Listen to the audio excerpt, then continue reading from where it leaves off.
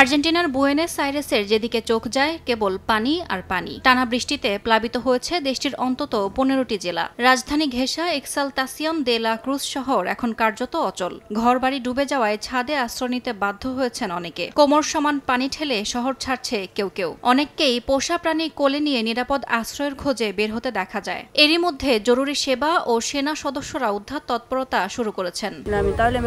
আমার ঘরের ভেতরেই পানি ঢুকে গেছে, সবকিছু ভেসে গেছে। এখন শুধু বেঁচে থাকাটাই জরুরি।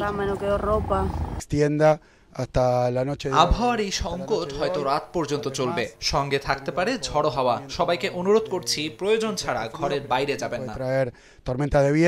দেশটির আবহাওয়া দপ্তর জানায় 24 ঘন্টায় কোথাও কোথাও 400 মিলিমিটারের বেশি বৃষ্টিপাতের রেকর্ড হয়েছে, যা শতবর্ষের রেকর্ড ছাড়িয়ে গেছে। নদীর পানি ঢুকে পড়েছে আবাসিক এলাকায়। বিদ্যুৎ, জ্বালানি ও খাদ্য সরবরাহ ব্যবস্থা পুরোপুরি ভেঙে পড়েছে। দে লা ক্রুজ শহরের ফায়ার সার্ভিস কর্তৃপক্ষ জানায়, বিগত অনেক বছর এমন বৃষ্টি দেখেনি শহরবাসী। শহর জুড়ে 150 থেকে 250 মিলিমিটার বৃষ্টিপাত হয়েছে। এরই মধ্যে জারি করা হয়েছে রেড অ্যালার্ট।